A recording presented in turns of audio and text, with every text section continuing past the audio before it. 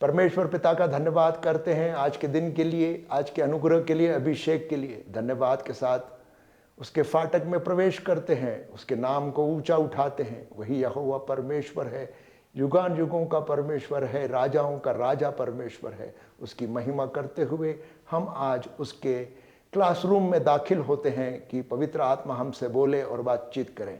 पिता परमेश्वर, हम सब अपने आप को समर्पित करते हैं कि आप हमें आपके वचन से सिखाइए और हम आपके वचन को गहराई से सीखते हुए आपकी इच्छाओं को और आपके राज्य की स्थापना को करते हुए आगे बढ़ने पाए। प्रभु यीशु के नाम में आमीन। हम भारत देश में रहते हैं जहां बार बार लगातार मंदिर की बात की जाती है। हम जहां देखते हैं ऊंचे पर्वतों पर, नदी के किनारों पर, समुद्र के किनारों पर, जगह जगह पर मंदिर है।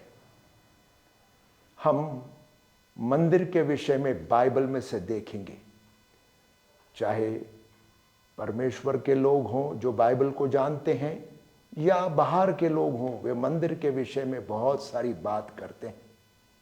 सबसे पहले हम पुराने नियम के अनुसार देखेंगे कि मूसा के समय में परमेश्वर जो है मिलाप वाले तंबू में रहता था।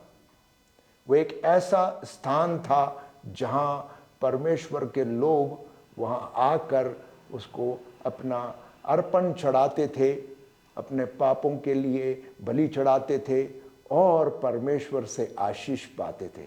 यह वह तंबू था जहां लोगों का परमेश्वर के साथ मेल मिलाप होता था।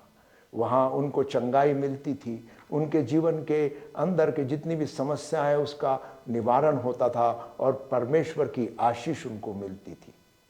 ऐसा ही हम आगे देखते हैं कि सोलोमन ने परमेश्वर के मंदिर का निर्माण किया। इस मंदिर को भव्य रूप से बनाया गया। परमेश्वर ने उसका पूरा डिजाइन दिया, कैसे बनाना है, क्या करना है, और परमेश्वर उस मंदिर में आके रहा।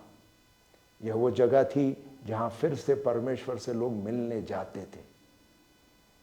और जब हम इन बातों को देखते हैं तो आगे एक कहानी है जिसमें उजैया वह गलत ढंग से परमेश्वर के मंदिर में चला जाता है तो किस प्रकार से नाश हो जाता है। मतलब परमेश्वर के मंदिर में प्रवेश करने का मतलब है कि हमारा पवित्र होना, क्योंकि परमेश्वर स्वयं पवित्र है, इसलिए वह हमसे अपेक्षा करता है कि हम पवित्रता और सच्चाई के साथ उसकी स्तुति, आराधना और प्रार्थना करें। मंदिर, इस विषय को हम समझ रहे हैं कि यह वो स्थान है जहां हम परमेश्वर से मेल मिलाप करते हैं। यह वो स्थान है जहां उसकी हम स्तुति और आराधना करते हैं। यह वो जगह है जहां परमेश्वर अपने लोगों से मिलते हैं, बात करते हैं और हमारा शुद्धिकरण, हमारे पापों से हमें छुटकारा और हमारा एडिफिकेशन, मतलब हम पवित्रता की ओर बढ़ते हैं, यह सारा कार्य उस मंदिर पर होता है। यह पौलुस इस बात को बहुत गहरे रूप से समझा। उसने कुरिन्थियों की शहर में जाकर परमेश्वर के सुसमाचार को सुनाया। जब कुरिन्थ शहर के अंदर सुसमाचार फैल गया तो वहाँ की कलीसिया विकसित हुई और कई प्रकार की त्रुटियां और गलतियां वो कलीसिया के अंदर जो समाज की बातें थी वो आ गई। कुरिन्थ एक ऐसा शहर था जहाँ पर मंदिर थे, जहाँ पर वेश्यावृत्ति थी और वह संसार का पाप, उस शहर का पाप उस कलीसिया में भी आ गया। तो पौलुस ने उसके बारे में चिट्ठी लिखी। कुरिन्थ शहर को जब उसने पत्र लिखा तो उसके अंदर उसने उनकी गलतियों का सुधार करने के लिए पूरा ध्यान दिया। सारी बातें जो उसने लिखी उसमें उसने न केवल गलतियों को दर्शाया परंतु उन गलतियों से किस प्रकार से छुटकारा पाया जा सकता है, इन बातों का भी उल्लेख किया। इसमें हम कई बातों को देखते हैं कि वे आपस में बटे हुए थे, लेकिन मुख्य रूप से हम आज एक वचन पढ़ेंगे जो पहला कुरिन्थियों उसका 3 अध्याय और 16 और 17 वचन है। मैं आपके लिए हिंदी में पढ़ता हूं। क्या तुम नहीं जानते कि तुम परमेश्वर का मंदिर हो और परमेश्वर का आत्मा तुम में वास करता है? यदि कोई परमेश्वर के मंदिर को नाश करेगा तो परमेश्वर उसे नाश करेगा, क्योंकि परमेश्वर का मंदिर पवित्र है और वह तुम हो। यहाँ साफ रूप से पौलुस आपको और मुझे संबोधित कर रहा है, वो हमें परमेश्वर के मंदिर के महत्व को दर्शा रहा है। पहले पुराने नियम में हमने देखा कि परमेश्वर एक स्थान में रहता था, सारे लोगों को वहां जाना होता था, लेकिन प्रभु यीशु ने इस धरती पर आकर हमारे पापों के लिए छुटकारा देने के लिए प्रभु यीशु हमारे लिए क्रूस पर मारे गए, गाड़े गए और फिर जी उठे। उनके उस पुनरुत्थान के कारण, प्रभु यीशु के उस लहू बहाने के कारण आपके और मेरे पापों की क्षमा हमको मिली है और हम यह अधिकार पाते हैं कि हम परमेश्वर के जीवते मंदिर कहलाएं। ये परमेश्वर की योजना थी कि पुराने नियम को छोड़ा और नए नियम के अंदर परमेश्वर ने एक नया बात लाया। पुराने नियम में हम देखते हैं एक ही स्थान था जहां परमेश्वर से मिलने के लिए जाते थे, लेकिन अब प्रभु यीशु के द्वारा परमेश्वर ने हर एक व्यक्ति को जो प्रभु यीशु को अपना उद्धार करता स्वीकार करता है, अपना जीवता मंदिर बनाया। ये कितने महत्व की बात है। और इसलिए पौल बड़े गहरे रूप में लिखता है कि तुम परमेश्वर का मंदिर हो, तुम में परमेश्वर का पवित्र आत्मा वास करता है। जब मैंने और आपने बपतिस्मा लिया, जैसे ही हम बपतिस्मा लेते हैं, हम पुरानी बातों के लिए, पुराने पापों के लिए मर चुके हैं और हम प्रभु यीशु के अंदर प्रवेश करते हैं।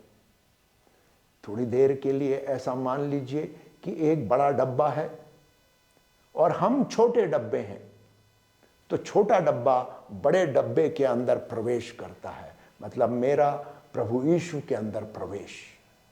तब मैं प्रभु यीशु के अंदर हूं और यह प्रभु यीशु एक ऐसा सामर्थी परमेश्वर है कि वह बड़ा डब्बा होते हुए भी इस छोटे डब्बे में आकर रहता है।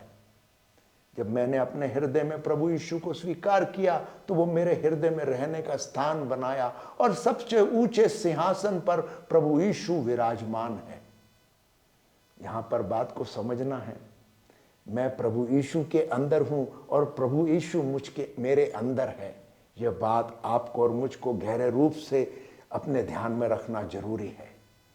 पौल हमें समझा रहा है कि अगर आप पाप के द्वारा परमेश्वर के मंदिर को दूषित करेंगे तो परमेश्वर आपका नाश करेगा। ये बहुत गहरा बात है। यहां हम जो परमेश्वर के लिए काम करने की बात कर रहे हैं, वो काम हम नहीं कर पाएंगे, उल्टा हो जाएगा, क्योंकि हम पाप में रहकर परमेश्वर के मंदिर को दूषित कर रहे हैं और उसका असर हम पर विपरीत होगा। पौलुस इसके पहले कहता है, पहला कुरिन्थियों उसका 3:3 में कहता है, क्योंकि अब तक शरीर हो इसलिए कि तुम में डाहा झगड़ा और जो कुछ शारीरिक है वह मनुष्य की रीति पर चलते हो। यह बात कहकर हमको पौलुस साफ रूप से बता रहा है कि वहां कुरिन्थ की कलीसिया की परिस्थिति क्या थी। आज भी वही परिस्थिति है। हम कलीसिया में तो आ गए हैं, हमने प्रभु यीशु को स्वीकार किया है, लेकिन आज भी हमारे में पुराना मनुष्यत्व है। अभी भी हम गुस्सा, झगड़ा, हम आपस में बटे हुए, मैं पौलुस का हूँ, मैं अपौलुस का हूँ, मैं इस पास्टर का हूँ, मैं उस पास्टर का हूँ, हम इस प्रकार की बातों में लगे हुए हैं। और कईयों के अंदर घमंड है, कई लोगों के अंदर अक्षमा की भावना है और हम इस कारण से जो है पवित्र आत्मा का जीवता मंदिर साबित नहीं हो पाते। आप और मैं वो चमत्कार नहीं कर पा रहे हैं जो परमेश्वर के वचन में लिखे हैं, क्योंकि हमारा शरीर ही दूषित है, हमारे विचार दूषित हैं और हमने उन सारी परीक्षाओं में जो प्रभु यीशु स्वयं उन परीक्षाओं से गुजरा, प्रभु यीशु की परीक्षा हुई, पवित्र आत्मा उनको परीक्षा करने के लिए ले गया। वहां प्रभु यीशु उन परीक्षाओं में वचन के आधार पर विजयी हुआ। हम संसार में दब रहे हैं, जब परीक्षा का समय आता है तो हमारा शरीर हावी होकर हमें शरीर की बातें करने लगाता है, हम आत्मा के चलाए नहीं चलते। इसलिए ये बात बहुत गहरे रूप से समझना जरूरी है कि हम परमेश्वर के जीवते मंदिर हैं। अगर हम परमेश्वर के जीवते मंदिर हैं तो एक और बात को ध्यान से समझना जरूरी है, और वो पौलुस लिखता है 1 कुरिन्थियों 7:23 में। वो कहता है कि तुम प्रभु यीशु के द्वारा मोल लेकर छुड़ाए गए हो, तुम्हारे लिए कीमत अदा की गई है, और वो एक बहुत बड़ा बलिदान है जो प्रभु यीशु ने हमारे लिए किया है। उसके मूल्य को जानते हुए हमें हमारे शरीर के मूल्य को समझना जरूरी है। हम पाप में पड़े थे, लेकिन प्रभु यीशु ने हमको पाप और नरक से बचाकर हमें परमेश्वर ने छुटकारा दिया और हमें स्वर्ग के अंदर आने के लिए रास्ता दिया है। प्रभु यीशु की बातों को हमें गहरे रूप में समझना जरूरी है। आप और मैं धार्मिकता के लिए बनाए गए हैं। आप और मेरा काम है कि हम धार्मिकता के साथ, मतलब कौन सी धार्मिकता? प्रभु यीशु के द्वारा दी गई धार्मिकता को बनाए रखना, ये आपकी और मेरी जवाबदारी है। संसार में धार्मिकता की बहुत सारी बातें होती हैं, लेकिन हम उन धार्मिकताओं की बात नहीं कर रहे। हम बात कर रहे हैं अपने मुंह से अंगीकार कर, प्रभु यीशु को स्वीकार कर, अपने पापों की क्षमा मांग कर, हमने जो परमेश्वर से अधिकार पाया है धर्मी होने का, वह हमें बनाए रखना है।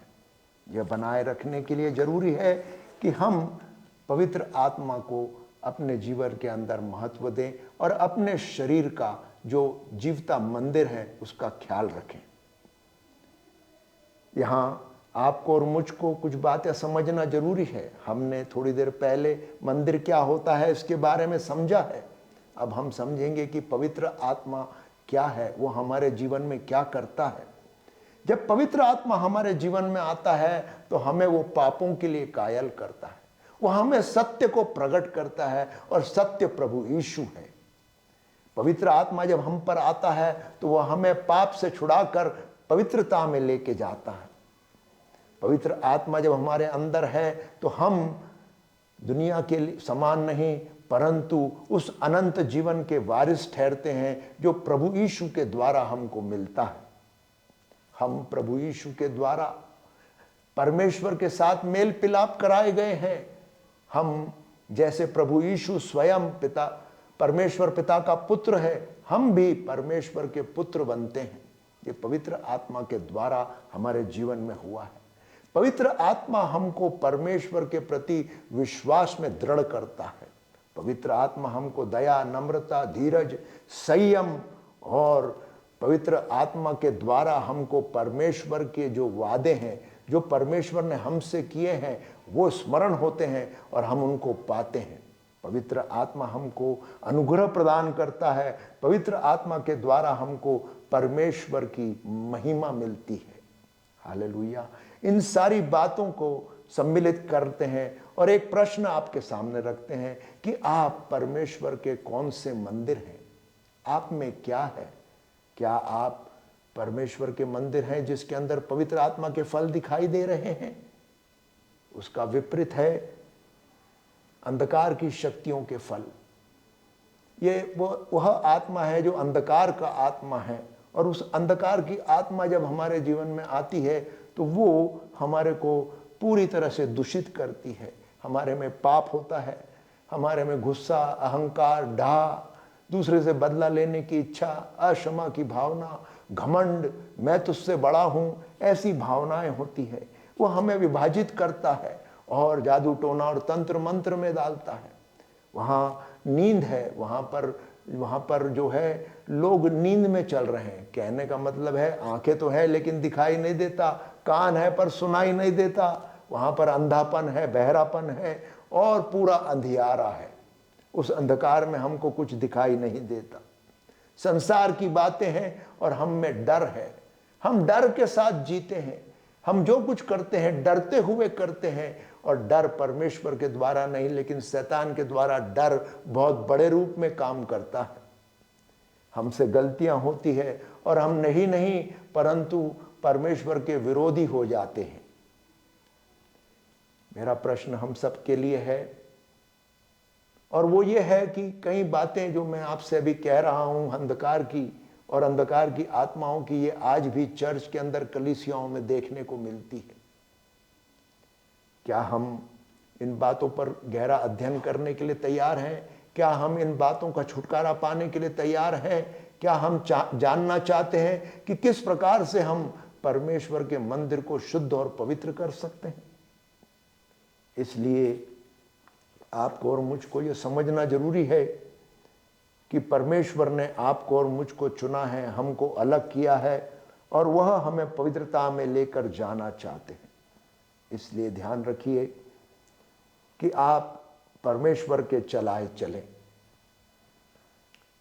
एक और बात पौल हमको कहता है और वो है पहला कुरिन्थियों 9 का 19 और 20 में।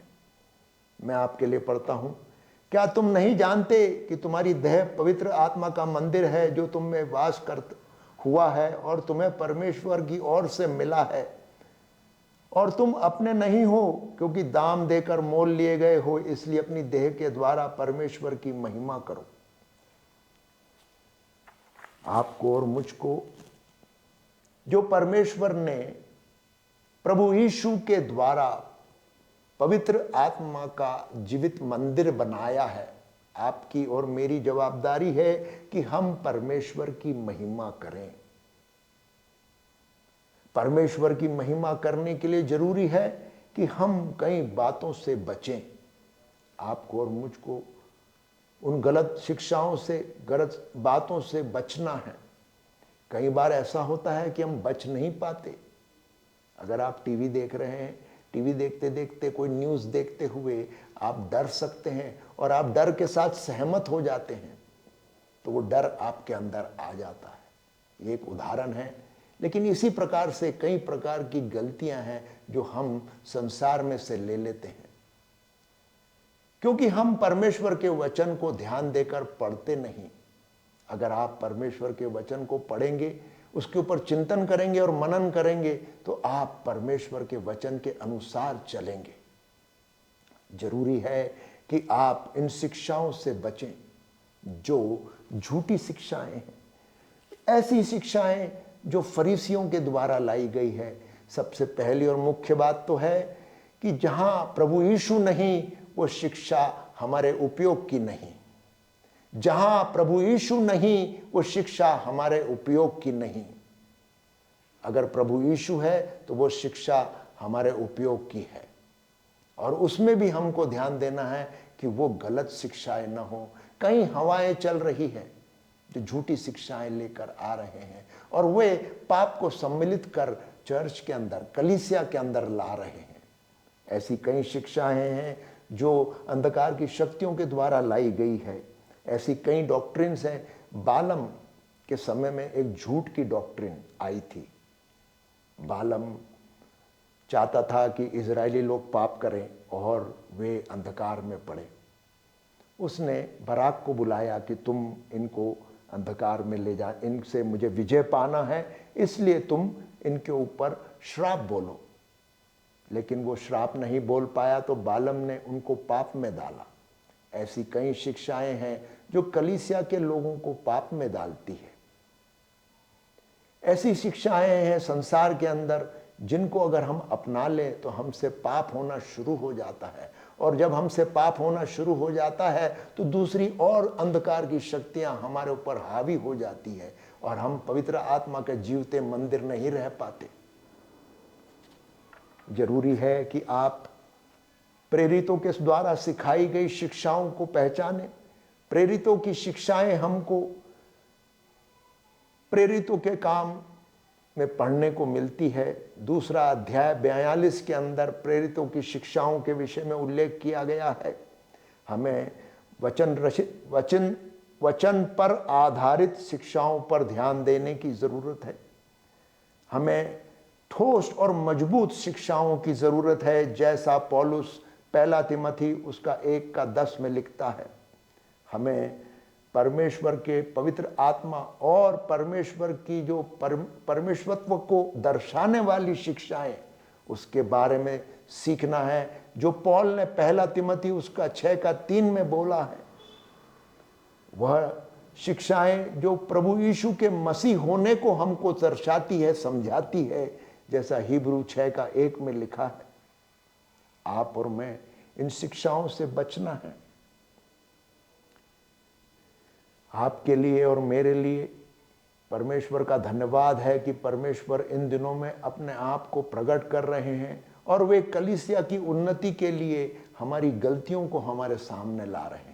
ऐसी शिक्षाओं को ला रहे हैं जिससे हम उन गलतियों से उभर कर परमेश्वर के कार्यों को सुचारू रूप से सही ढंग से कर सकें। हम यहाँ 2 वचन और पढ़ेंगे।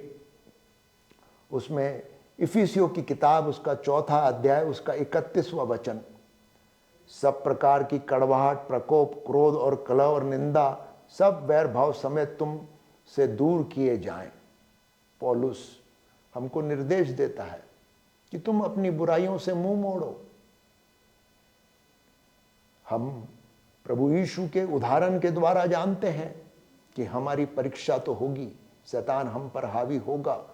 हम इस बात को जानते हैं, हम एक युद्ध की स्थिति में हैं जहां शैतान लगातार बार बार परमेश्वर के लोगों को ऊपर ही आघात लाता है। तंत्र मंत्र जादू टोना करते हुए वे लोग कई प्रकार के कार्य करते हैं जो कलीसिया के विरोध में हैं। ऐसी स्थिति के अंदर हम परमेश्वर के जीवित मंदिर बने रहने के लिए ज़रूरी है कि हम इन सारी बातों से उभर कर बाहर आए। हमें सही शिक्षाओं को पाना जरूरी है और साथ ही साथ हमें इस बात का ध्यान रखना है कि परमेश्वर के वचन में लिखा है, अगर तुमसे कोई गलती हो जाए, कोई पाप हो जाए, तो तुम परमेश्वर के पास हमारे लिए दया है। एक सादा तरीका है जहां हम परमेश्वर के सामने जाएं और कहें, परमेश्वर पिता मुझसे गलती हुई है, मैं कमज़ोर हूं, मैंने आपके विरोध में पाप किया है, आप मुझ पर दया करें और मेरे पापों से मुझे छुटकारा दें। पिता परमेश्वर, मुझ में आज भी दूसरों के प्रति गुस्सा है, मैं आज भी अक्षमा में जीता हूँ, मैं आज भी प्रभु जी घमंड में हूँ। अगर हम ऐसी कई बातें हैं जो भी आपके जीवन में हैं, उन बातों को आप परमेश्वर के सामने लाइए और उससे क्षमा मांगिए और प्रभु यीशु का लहू मांगिए। परमेश्वर आपको छुटकारा देने के लिए तैयार है। यह शिक्षाएं हमको बाइबल से मिलती है। 1 यूहन्ना उसका 1 अध्याय 7 से 10 के बीच में यही बातें लिखी हैं। वहाँ विशेष रूप से हमको यूहन्ना लिखता है कि तुम अगर अपने आप को शुद्ध और पवित्र मानते हो तो तुम अपने आप को धोखा दे रहे हो। तुम जो है परमेश्वर के सम्मुख पश्चाताप करते हुए अपनी आत्मिक उन्नति करो। पौलुस इफिसियों की किताब उसका 4:32 में लिखता है, और तुम दूसरे पर कृपालु और करुणामय हो, जैसे परमेश्वर ने मसीह में तुम्हारे अपराध क्षमा किए, वैसे ही तुम भी दूसरों के अपराध क्षमा करो। किसी भी प्रकार का छुटकारा पाने के लिए जरूरी है कि आप पहले पश्चाताप करें, प्रभु यीशु के द्वारा अपने आप को धोएं और शुद्ध करें और बाद में दूसरों को क्षमा करें, अपने आप को क्षमा करें। तभी हमारे जीवन के अंदर हमें छुटकारा मिलता है और हम परमेश्वर की आशीष पाने के योग्य बनते हैं। तभी हमारी प्रार्थनाएं यस और आमीन होती है। हम बहुत सारी प्रार्थना करते हैं लेकिन उत्तर नहीं मिलता। क्यों? हम दूसरों को क्षमा नहीं कर पा रहे। पौलुस ये बात को दोहराता है और वो कहता है कि तुम एक दूसरे के प्रति आदर रखो, दूसरे के प्रति तुम नम्रता रखो और उनके अपराधों को क्षमा करो, उनकी गलतियों को माफ करो। यहाँ हम इन बातों को समझते हुए अब एक निष्कर्ष पर आए हैं कि जब आप और मैं परमेश्वर के जीवते मंदिर हैं तो हमारी जवाबदारी है कि हम इस शरीर का ख्याल रखें। यह मोल देकर लिया गया है, मूल्यवान है, इसके साथ हमें छेड़छाड़ नहीं करना। सबसे पहली बात, हमको जो है अंधकार की शक्तियों की जो प्रलोभन है उनसे बचना है। दूसरा, अगर वो प्रलोभन हमारे जीवनों में कार्य कर रहे हैं तो हमें पश्चाताप कर छुटकारा पाना है। तीसरी बात है, हमें साबात के दिन को महत्व देना है। कहने का मतलब है, जब परमेश्वर स्वयं पूरी सृष्टि का निर्माण करने के बाद आराम करते हैं तो आपके लिए, शरीर के लिए आराम जरूरी है। यहाँ जरूरी है कि आप अपने शरीर का ख्याल रखें, बराबर एक्सरसाइज करें, अच्छा भोजन खाएं। यह नहीं कि आप कुछ भी खाएं और उटपटांग तरीके से जिएं और कहें कि मेरे को तो चलता है, मैं परमेश्वर की सेवा कर रहा हूं, मैं कुछ भी करूं सब ठीक होगा। परमेश्वर को परीक्षा में न डालें। आपका काम आपको खुद को करना है, परमेश्वर का काम परमेश्वर कर रहे हैं और करते रहेंगे। आपका शरीर परमेश्वर के द्वारा दान में दिया गया है। अब आप जीवित नहीं, प्रभु यीशु आप में जीवित है। अब आपको ध्यान रखना है कि सारी बुराइयां, अंधकार की बातें, झूठ, अहंकार, डाह, ईर्ष्या, जलन, अविश्वास की भावना, व्यभिचार का कार्य, ये सारी बातों से आपको बचना है। क्योंकि जब कुरिन्थियों को ये पत्र लिख रहे थे पौलुस, तो वे पूरी तरह से जानते थे कि कुरिन्थ शहर के अंदर लोग व्यभिचार के पाप में हैं। लेकिन यहाँ हम इस बात को सारी बातों पर लागू करते हुए समझने की कोशिश कर रहे हैं, क्योंकि केवल एक पाप नहीं, कई प्रकार के पाप हैं जो चर्च के अंदर आ गए हैं और आज कलीसिया की आवश्यकता है कि हम इससे छुटकारा पाएं और परमेश्वर के राज्य के लिए आगे बढ़ें। अब हम प्रार्थना में जाएंगे।